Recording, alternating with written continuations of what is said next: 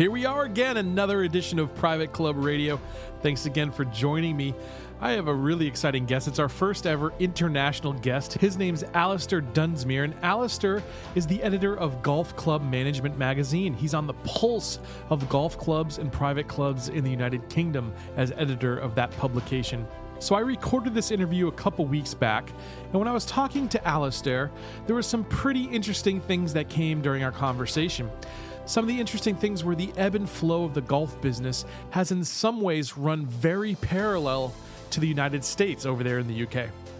But with all those similarities, there's just as many differences in the way that clubs are operated there. We discuss how clubs are adapting to a modernizing game. You'll learn how the UK is getting more women to take up the game. That might give you some ideas for your own club here in the US. And if you're a regular listener of the show, you'll enjoy Alistair's bucket list of clubs to visit in the UK. There's some real gems for your next visit across the pond. Now, before we get into that interview, just a couple quick announcements. The first being my own. I own a company called Course Driver, and I fondly refer to it as the world's most advanced golf app and marketing powerhouse. Not only does it combine GPS, live satellite weather, food and beverage ordering, events calendars, handicap and tournament tracking, emergency services, and geofencing, if you know what that is. In addition to all those cool features, it's a very, very powerful way to attract new members to your club. And for existing members, it gets them much more engaged, much more in tune with all the activities surrounding your club by sending targeted, timely messages. If that sounds like something you want to invest in, something you want to learn more about, please check out booth 128 at the Club Managers Association of America Business Expo in San Diego later this month. In addition, I've got some hats and some other giveaways, and you might even get interviewed on this radio program. That's right, I'm going to have a mobile audio recording setup going on, and we're actually going to be recording interviews live from the expo floor. So if you have a great story, if your club is doing something amazing, stop by booth 128 and let's get you on Private Club Radio. While you're in San Diego, also stop by booth number 314. Booth 314 is the Professional Club Marketing Association of America. And if you listen to episode 1, you heard Rick Coyne, CEO of that organization, and all the good things that they're doing for membership and marketing departments at private clubs. All right, the time has come. Let's get Alistair Dunsmuir on the show. Alistair is the editor of Golf Club Management, a trade magazine in the UK that specializes in private golf clubs and particularly how they're adapting to change in order to stay afloat during tough economic conditions. Golf Club Management has been the official journal of the UK Golf Club Managers Association since 1935, and it's the longest running golf trade magazine in Europe. Alistair, welcome to Private Club Radio. Oh, thank you for having me. I'm delighted to be on, and hopefully I can give your listeners some information about what's going on in the UK private golf club industry. We'd be happy to hear those. So can you tell us a little more about yourself and the publication? I've been editing Golf Club Management for just coming up for 11 years. The magazine is read by managers of golf clubs in the UK. The number of golf clubs that there are in the UK has been dropping in the last few years, but there's still about 2,000 of them. The United Kingdom is obviously a much smaller country than the USA, but the golf clubs take up about 1-2% of the entire landmass of the country, so the industry is pretty important. And in the time that I've been editing, it's been a time of incredible change. Golf was obviously invented, or at least we like to think that it was invented in the UK. And for most of that time, there's been very, very little change. And that has all changed in the last 10 years due to societal changes, economic changes. And for the first time, those running the golf clubs have had to think about really business and finance, all the sort of things that other industries have had to think about for hundreds of years. And my readers now, for the first time, instead of basically joining an association to play golf with their peers, are now having to think about real professional business decisions and how to perhaps even look into other spheres rather than golf to seek revenues. Yeah, absolutely. So tell me a little bit more about that. How did these changes come about? Was it just the economic downturn back in 2008, or is there other forces at work here? It actually started before 2008, although 2008 very much exasperated everything. And this is something that is quite similar with the USA as well. In the sort of by about the 1980s, there was so much demand for golf for various reasons in on both sides of the Atlantic. But there weren't that many golf courses, and the golf courses that existed charged whatever they wanted, so not many people could play. And then in the 1990s, in on both sides of the Atlantic, there was an explosion of golf courses. Many were built. Farmers sold golf courses. Um, Lots of developers saw the opportunity, and you just very quickly saw this complete turnaround. The Particularly in the UK, golf courses that had huge waiting lists and charged exorbitant joining fees all of a sudden found they didn't have waiting lists anymore. And all of a sudden there was the rise of proprietary clubs. In the UK, it was up until 20 years ago, there were only two types of golf clubs: private clubs, which was the vast majority, and golf clubs owned by local authorities and councils. All of a sudden, there were golf clubs started rising, owned by individuals and companies. This competition to private clubs meant that they started losing customers, and it also meant that, for instance, the local authorities and the councils then started thinking, well, we now have competition that we don't want to invest in it because we've got local taxpayers' money to worry about. So they then started selling off their land. There was also a housing shortage in this country, so they started building over them. Um, and as we approached the 2000s, other societal changes started occurring with, more impetus on things like value for money and pressure on people's time, and then certainly with the financial crash, you saw this destruction of both the number of people that were participating in golf, and in particular the number of people that were joining golf clubs. And as a result of that, in the United Kingdom and in the USA as well, actually, uh, golf clubs have gone under. Several golf clubs have gone under in the last about 10 years or so. But also those that haven't have just changed dramatically. They've had to diversify. They've seen what was before huge sources of income come in. Before they were basically so awash with cash that they didn't really know what to do with it. They're now struggling for finances. They can't afford to invest. Um, but sorry, to go back to your original question, whilst it's been particularly bad in the last 10 years, you can, if you were to pinpoint when it started, it was in the early 90s when demand and supply started to change. They're just building too many golf properties. That happened here as well. Yeah. Yep. Exactly. Yeah.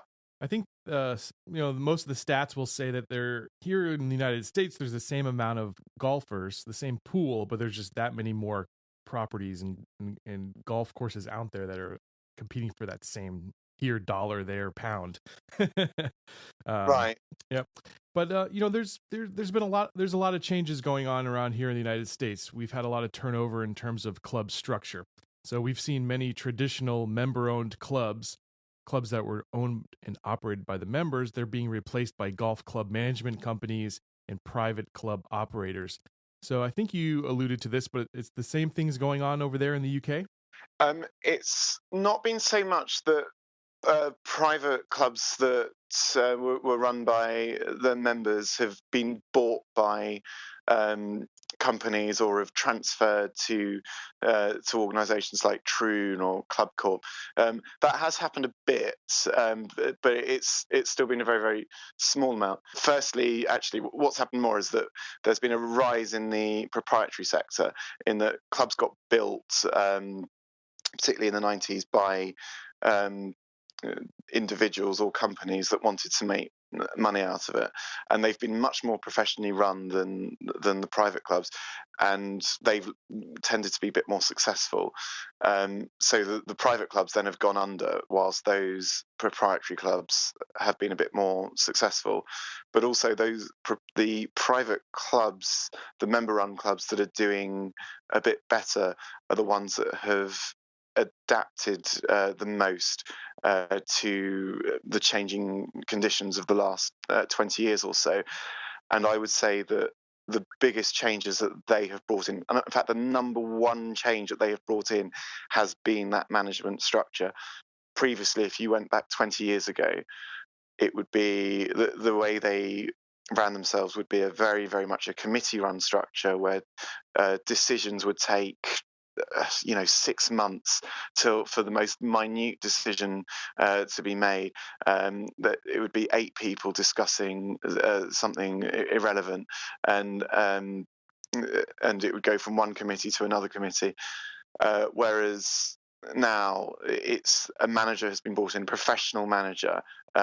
Previously, it would be in this country, it would be an honorary secretary that would be asked to basically just keep check of the handicapping scores. Now it's a professional manager who's got serious qualifications. He'll be brought in on a proper salary, and he will be basically told by the committee, if it's a decent committee, we're here to help you, but we are not here to control you. If you want to bring in changes, and serious changes, to this golf club to basically safeguard its future, then we will let you do that. And they're the private clubs that are the ones that are performing the best at the moment. And I suppose to compare that with what's going on in America, they're the American clubs, I guess, that have been the most successful have been the ones that have looked around, thought, I don't know how we're going to survive, and then have outsourced to a company like, say, for instance, Troon, that have got their own set of skills and perhaps buying group strategies that can offset against all the dangers that so many clubs are experiencing at the moment. Right. So they're basically kind of a disruptive force in the market, it sounds like. Absolutely. What are some of the ways that clubs are adapting to the modern era over there?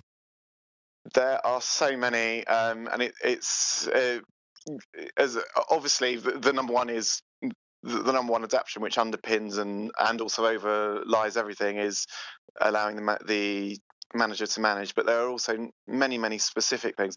One thing that we've been talking about a lot in the last year is foot golf. And this is actually something that came from America. It only came about 2 years ago, and yet already about I read the other day, 160 golf clubs have taken it on board.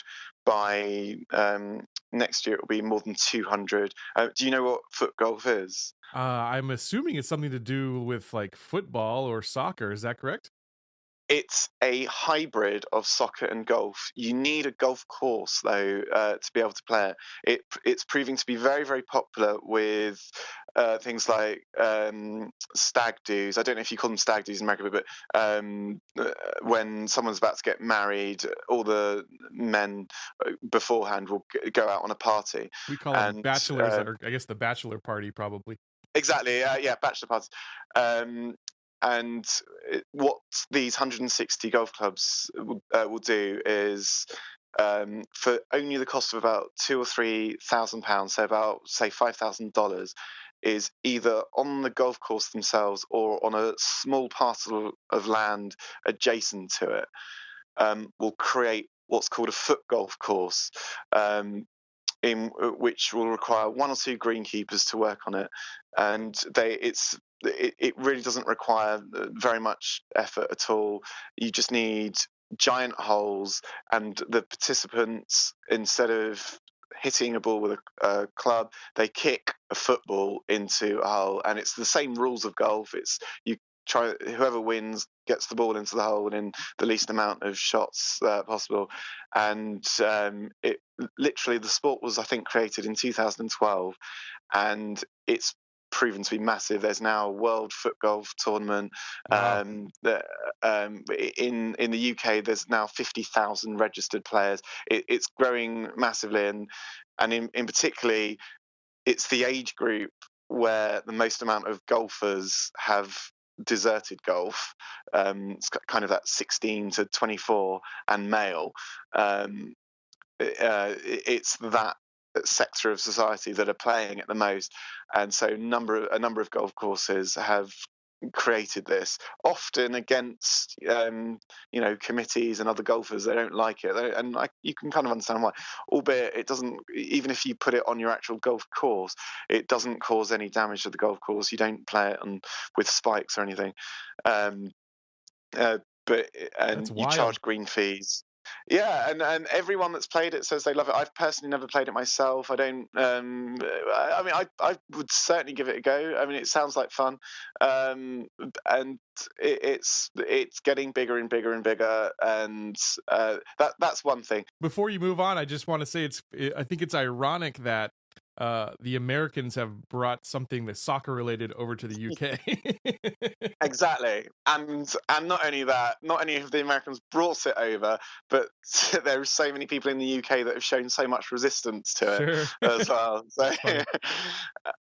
a second issue with golf, particularly in the West, is golf is seen as a male-dominated sport.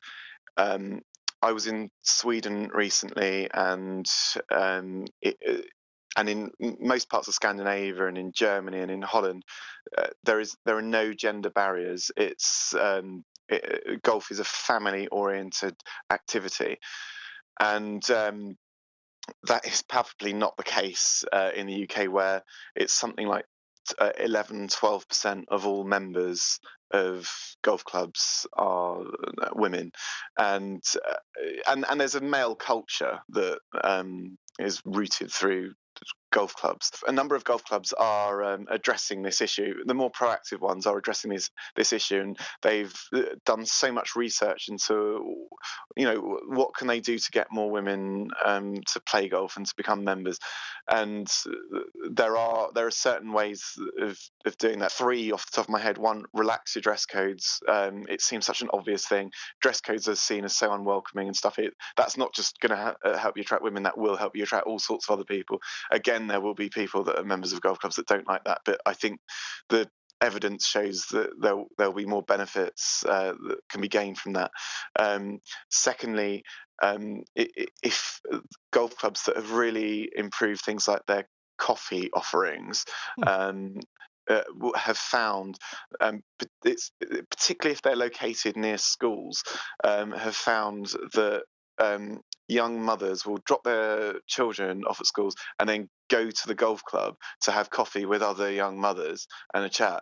So if they can turn their clubhouses into somewhere that would be seen as desirable just to go for a coffee, then they start bringing them into the fold, and then they can start marketing to them about other ways that they could get them to spend money there.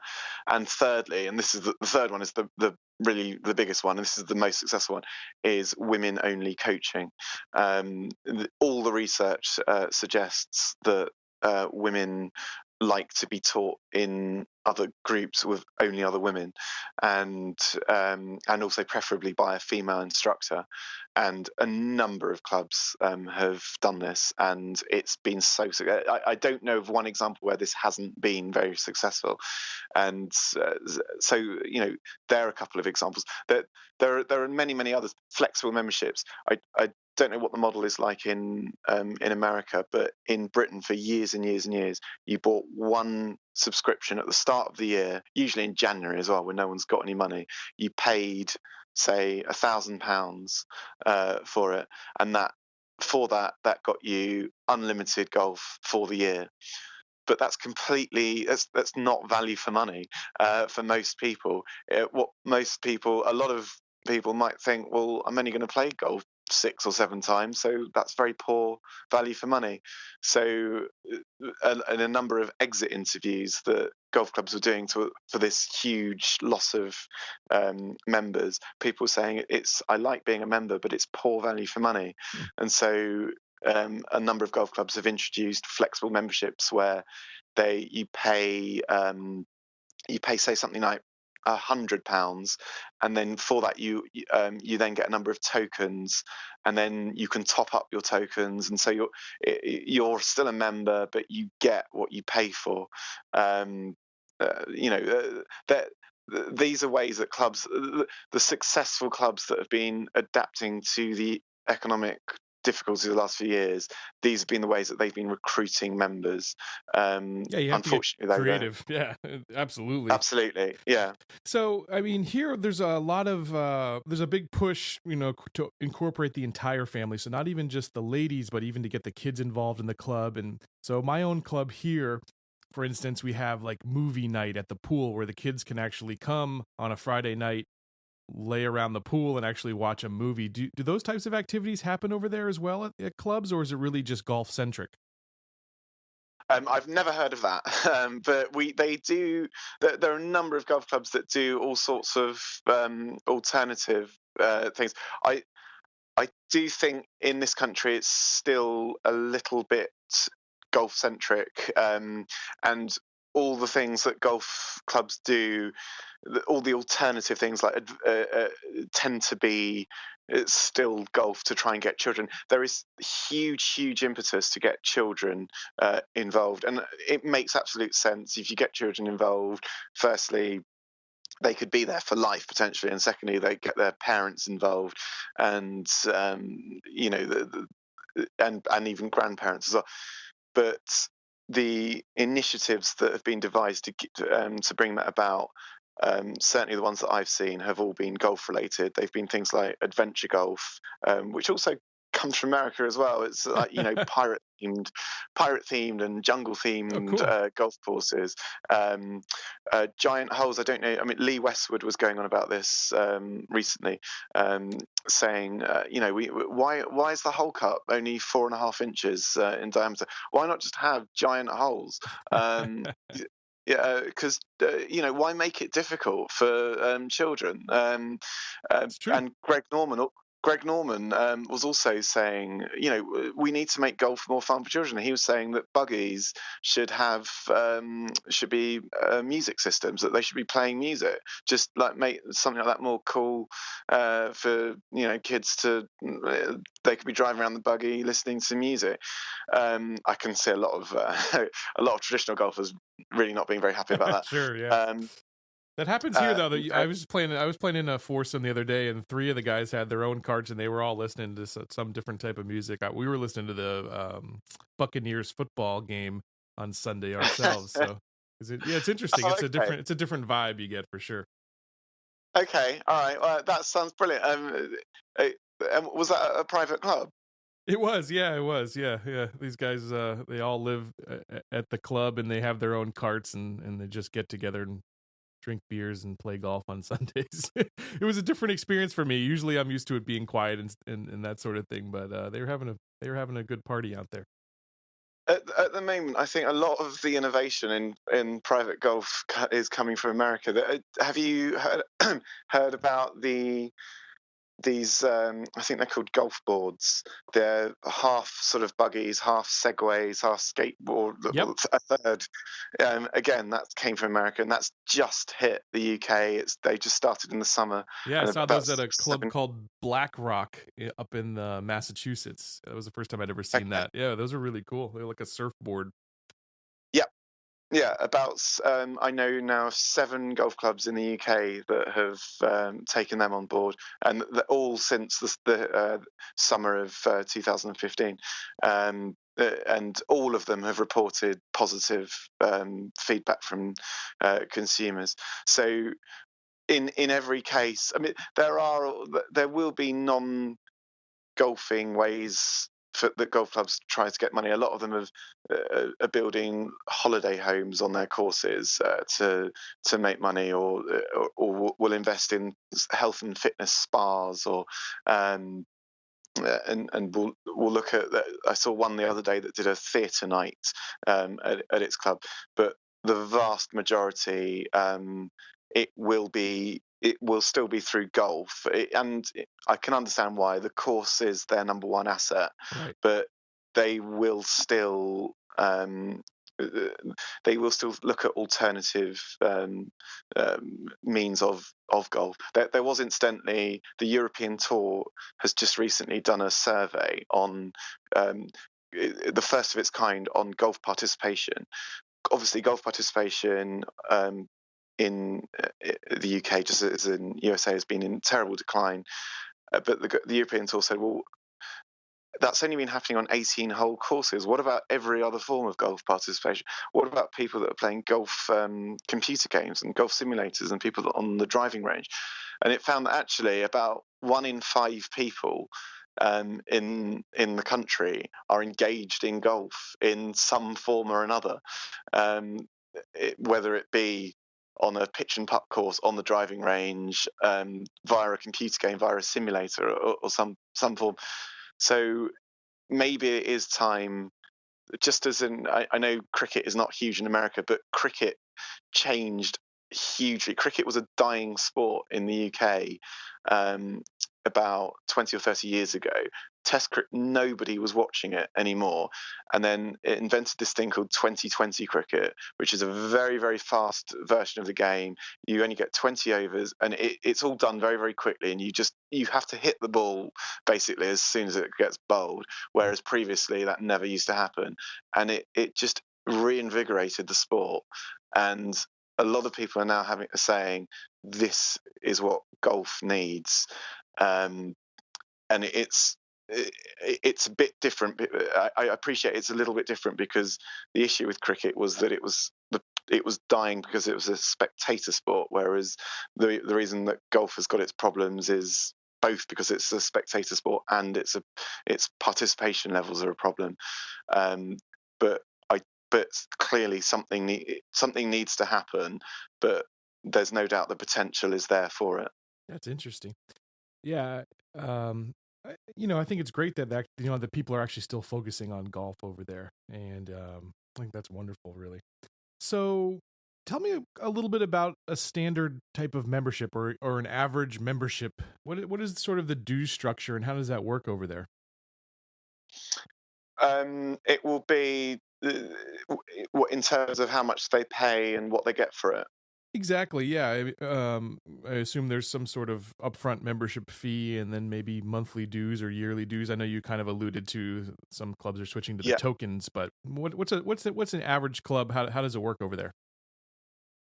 There's, I guess, if you were to call it an average club, there's probably about 3 tiers of clubs, but an average club would be membership would be about £800 or £900 per year, which I guess is about, I don't know, $1,400. Right.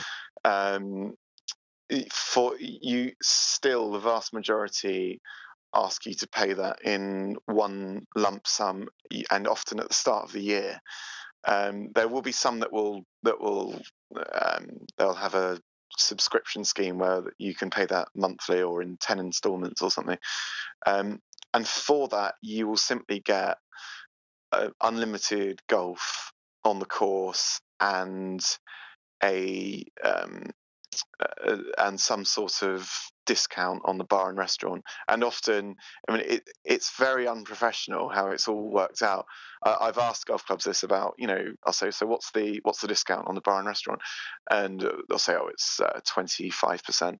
And then I'll say, oh, how was that calculated? And always the answer is the same, which is, oh, the committee just thought that's a nice figure.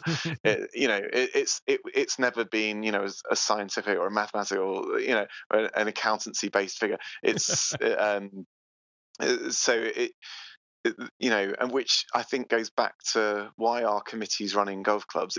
Wouldn't it be better to get a manager in to work out what would be the best discount to give for Right. To enable membership retention, but that would be least damaging financially for the club. But no, it's but that's how it's calculated. But that's all you would get for it. Is there an initiation fee? Any upfront initiation fee? If you go back 20 years, almost every golf club had a joining fee, which would be exorbitant, and because of this decline of the last few years, it's been one of the biggest trends. The last I saw was about 2 years ago, was the less than a third now have joining fees, and I suspect it's probably about a fifth now have Wow, joining fees. so basically $1,300 I could be a member at a club, and just Yeah. wow, that's pretty amazing. That's actually very, very inexpensive. Yeah. I don't know exactly what the average would be here, but I would say maybe $500 to $600 in Florida per month people would be paying, in addition to anywhere from some clubs do have a zero joining fee, but I'd say the average club is probably 10,000, maybe 25,000 up front as well. So that's really affordable in that type of economy. Is it there a sport for the upper class, or is it exclusive, or is it more open to everyone there then? I don't think golf ever was a sport for the upper class. It's always been perceived here as a sport for the upper class. But I don't actually, as someone who's had to study a bit of golf over since I've been doing this job, I don't think it ever was, because certainly over the last 100 years, there were private member clubs, and they were exclusive, and they were snobbish, and it was difficult. They had waiting lists, and it was difficult to become a member. But at the same time, there were several local councils that had golf clubs that was incredibly inexpensive, and anyone could join. So basically, anyone could play golf, and so many people here in this country from all three of our classes play golf. So whilst it has a stigma about it, there's undeniably golf has a stigma about it that it's for the upper classes. I don't actually think it's a fair stigma. It certainly is a white-dominated sport, and it certainly is a male-dominated sport. But I don't agree that it's an upper-class sport. That's In terms of fantastic, though. I think that's great that it's more accessible there. Yeah, but it's still, the one issue is that there is an element of exclusivity about it. It's still, if I go to private members clubs, and this is one difference that I've noticed between private members clubs and proprietary clubs, because I do visit quite a few every year. I'll visit several. Private members clubs can still be very unwelcoming, and it won't be because they might perceive me as of a certain age or a certain class or whatever. There's a very much we don't know who you are, therefore we're not going to welcome you here. And I've had that repeatedly. I've had comments like that. There was once I played at a club actually very near where I live, and afterwards I was in a bar. It was a club that had two bars, and one of them was completely empty, and the other one had one person in. And I went with my three playing partners, went to the one that had one person in, and the guy that had the one person that was in there shouted at the barman and said, "You can't serve him, he's not wearing a tie."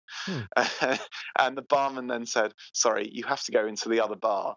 So the four of us had to go into the other bar. The barman then followed us into the other bar to serve us, and we had to go. And so we then just said, "Look, we're just going to go to a nearby pub and just have a drink there." Sure. And then a few years later, I went back to that club, and they said, "Oh yeah, we abandoned that no tie rule," and we've seen takings go up quite a bit since then.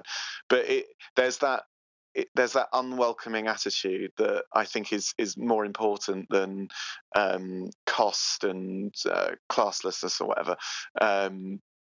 I think it's worse in this country than it is in America. That I'm a member of a club, and therefore we're exclusive, and I think that's a problem. Interesting.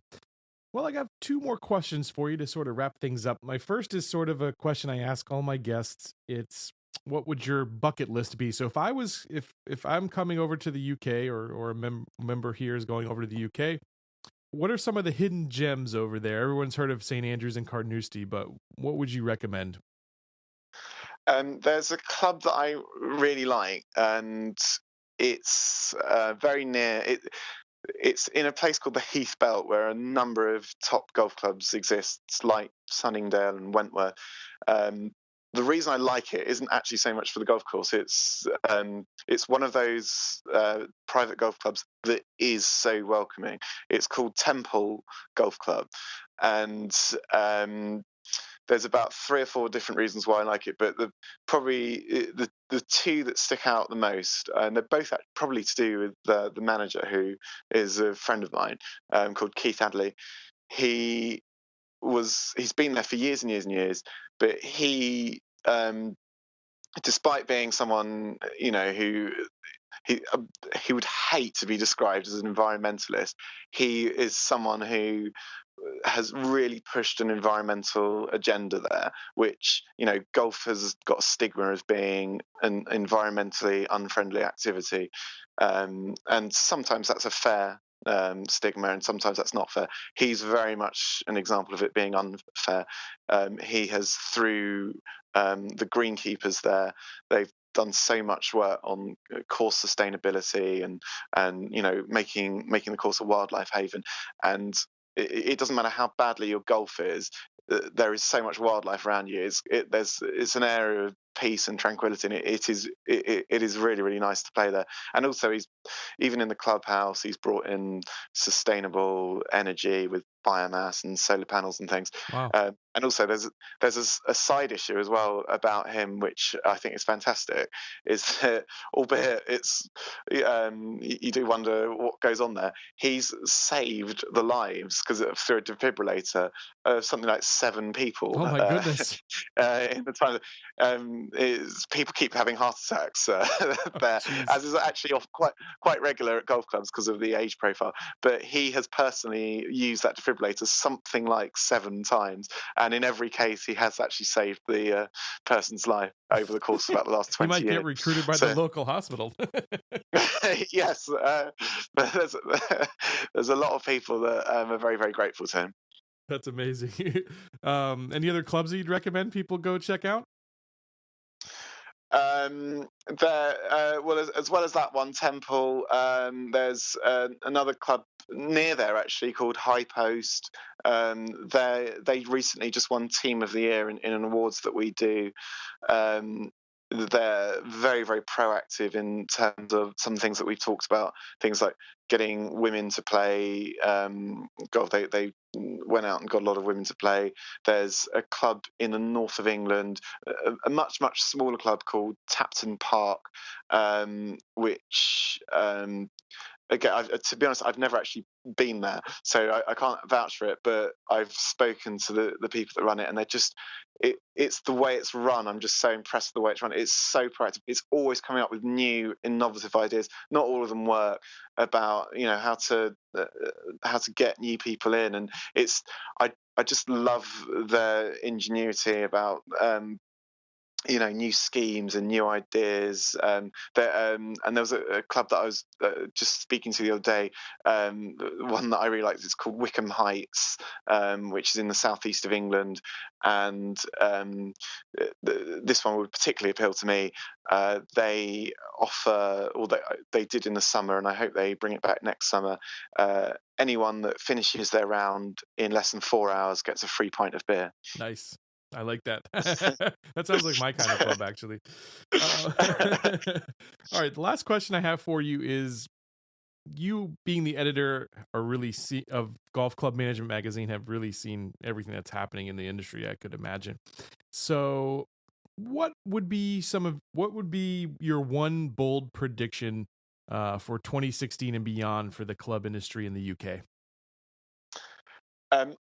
I think, and I'm concerned about the industry, and my main prediction is that the industry is, particularly the private club industry, is going to start to fracture and to break into a 3-tier industry.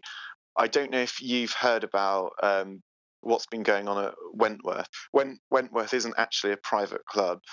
Um, it's a proprietary club, but it's very, very similar to private clubs. But it was bought last year by a Chinese billionaire, and it's an incredibly rich golf club in also in the southeast of England, and it's the members there are very, very wealthy. Many celebrities play there, and very recently the owner said he was going to hike all the fees by a humongous amount. Uh, Doubling annual subscriptions. Joining fee was going to go up by about £100,000, and also he's going to charge a debenture for everyone of also about £100,000. And everyone was asking, why are you doing this? And he said he didn't answer, but the suspicion is, or this has been the reporting in the press, that it's because whilst he likes having a wealthy club, what he wants is a super wealthy club with far fewer members. He doesn't want 2,000 or 3,000 rich members. He wants only 200 or 300 oligarchs, billionaires as members. And my fear for the industry is that it's going to split into three types of clubs. One at the very, very top that are like that are so ultra wealthy with only 200 or 300 of these super elite people, the very, very wealthy people that are worth minimum 20-25 million pounds. Then in the middle, you have these proactive clubs, the ones that have allowed their managers to manage and that are bringing about the change, and that are surviving, and actually probably in many cases are doing more than just surviving, they're thriving. And then unfortunately I think there'll be a third tier of private clubs, the ones that are still burying their heads in the sand, that are plodding along, and that are just struggling, not going under. They're doing just enough to survive, but they're just not really. They won't be making enough to invest, making much needed investment in their facilities, but they're not going anywhere. And I fear for them, and I think that's what's going to happen. It's not a particularly happy prediction. It's a bit of a bleak one, but I think that's what's going to happen over the next few years. Interesting. Is there any way that you can see that might be reversed, or anything that could come into the market and change that or disrupt that? The only thing is more education for golf clubs and for golfers at those clubs. You've got that three tier. If it does happen, I obviously could be completely wrong. The top tier is only going to be a small number, so maybe we shouldn't bother about them. For that third tier, to help them, it needs to be those committee members, I guess, need to be educated that. And this comes from the media and the golfing associations, to speak to them and to say, look, you need to embrace change. You need to stop burying your heads in the sand. I've spoken to some of those committee members on platforms like social media, and I said to them, why don't you look at, for instance, flexible memberships, or bringing in measures to get more children. And they said, no, I want things like the course to myself. And I said, but you're also going to moan about your annual subscription raising, and then the conversation, and they'll say, yeah, but I want I want the course to myself. And then I'll say, well, and the conversation will end when it will say, but you won't actually have a course to yourself, because there will not be enough people prepared to pay the amount that you might be prepared to pay, Right. to keep that course. Unfortunately, I feel that there's quite a lot of courses have gone under in the last few years. I think there will be a few more to go. There probably needs to be, to correct this now oversupply, just as there is in the US. That makes sense. When that correction has leveled out, then maybe we can start going back to where we were, where golf can start to move forward again. But it's going to be, I think, at least another 5 years till that happens. Well, Alistair, it's been so nice to speak with you and get a glimpse of what's going on in the private club industry over there in the UK. Thanks so much for being with me today. Thank you so much. It's been great to speak to you, Gabe. So please check out golfclubmanagement.net. And Alistair, is there any other place that people can a little bit more about you and what you do? They could follow me on Twitter or speak to me on Twitter. I'm at Al Dunsmuir. But if they go to golfclubmanagement.net and leave comments on the articles, I read all them and I'll happily speak to them and comment back. Thank you so much, Alistair. Thanks for being on the show today. Thank you, Gabe. Cheers. Cheers. Man, I loved that. I didn't realize some of those differences, and especially in terms of structure that private clubs have over there in the UK. That was really eye-opening. I'm glad that we had him on the show. Well, I invite you to come back again next week. We're going to be speaking to Rick Coffey. Rick is a really dynamic and entertaining individual. He's the M3 manager at Club Essential, and it's a great conversation that we have. We talk about some technology that can improve your club, some ways that you can market to millennials, and how you can really take your social media to the next level. It was really an informative chat you do not want to miss. And we have Susan Green the week after, Henry Wallmeyer, CEO and president of the National Club Association the week after that, Kevin Caldabaugh, president of the Club Spa and Fitness Association. Now we have two new guests that I haven't yet to announce that I'm going to make the first announcement now. Jackie Carpenter, she's the editor of Private Club Advisor, and Greg Patterson, he is probably the most dynamic man in golf of all time that I've ever met, at least. He's the GM of the Beach Club, former GM, I might say. In fact, we talked to him just days after was his going away party. And he's also a contributor to the Boardroom magazine and a speaker and author. So you'll definitely want to check him out. He'll be on in March 21st, I believe. Don't forget to check out our website, privateclubradio.com, if you'd like to be a guest on the show, if you have questions and comments for us. If you would like to actually ask a question of some of my upcoming guests, you can also do that there. You can even suggest a guest for this show that you think might be great for our listeners. This show is for you, so if there's something that you want to know, just let me know and I will make it happen. And don't forget to come see me in San Diego at the end of the month at the CMAA, booth 128. Until then, here's to your membership success.